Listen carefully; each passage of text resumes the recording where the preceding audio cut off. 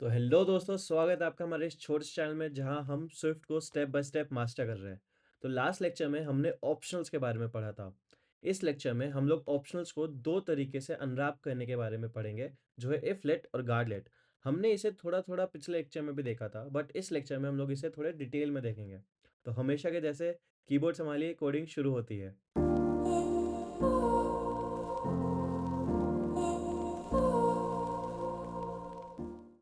तो एक बात आपको याद दिला दूं, ऑप्शनल्स का मतलब ये होता है कि एक वेरिएबल में वैल्यू हो भी सकता है, नहीं भी हो सकता है।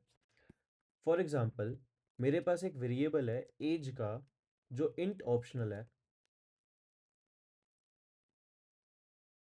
और इसका वैल्यू निल है। अभी अगर मैं इसे प्रिंट करना चाहूँ तो ये बहुत इजीली प्रिंट हो जाएगा, जैसा कि आप देख भी सकते हो। लेकिन यहीं पे अगर मैं इसे एज+2 करना चाहूँ तो हमें एरर आएगा, क्योंकि स्विफ्ट हमें हमेशा सेफ रखना चाहता है। वो चाहता ही नहीं है कि हम लोग बिना वैल्यू चेक किए फोर्स अनरैप करें। तो हम लोग अब इफ लेट के बारे में थोड़ा सा पढ़ते हैं।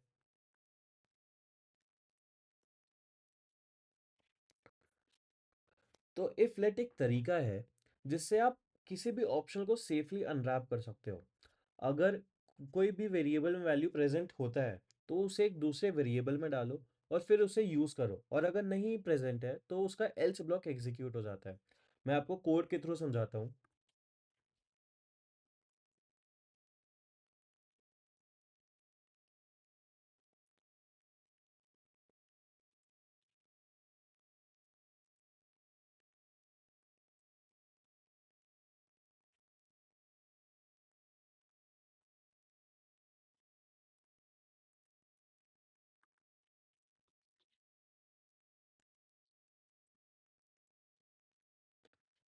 तो जैसे कि आप देख सकते हो, मैंने यहाँ पे इफ लेट का एक सिंपल सा कोड लिखा है, जिसमें अगर यहाँ पे वैल्यू प्रेजेंट है नेम में तो ये सेफ नेम में असाइन हो जाएगा, और फिर हम लोग सेफ नेम को यूज करेंगे हमारे इस ब्लॉक में।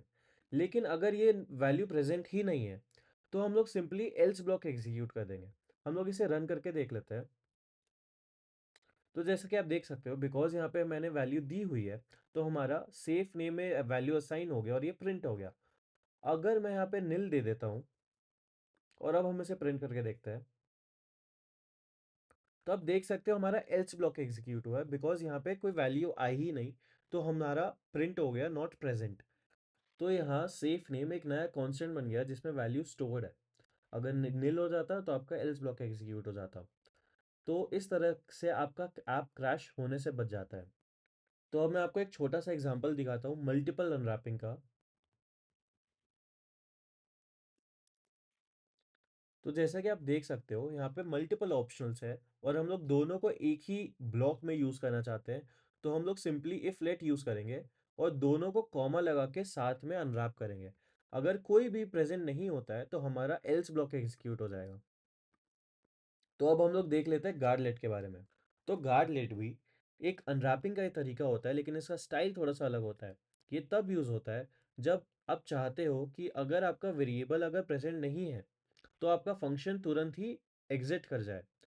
इसे कहते हैं हम लोग अर्ली एग्जिट पैटर्न। हम लोग इसका एक एग्जांपल देख लेते हैं।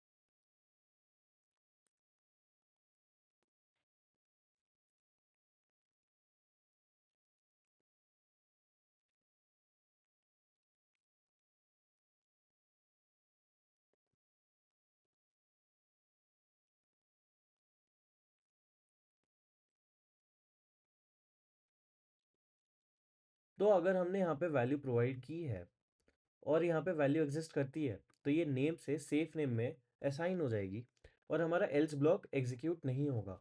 हम लोग सिंपली उसके बाद वाले ब्लॉक को एग्जीक्यूट करना स्टार्ट करेंगे। लेकिन अगर यहाँ पे वैल्यू निल होती तो हमारा एल्स ब्लॉक आता जिसमें हमारा प्रिंट होता नेम मिसिंग और हमारा फंक्शन यहीं पे एग्जिट हो जाता। हम लोग इसे रन करके देख लेते हैं।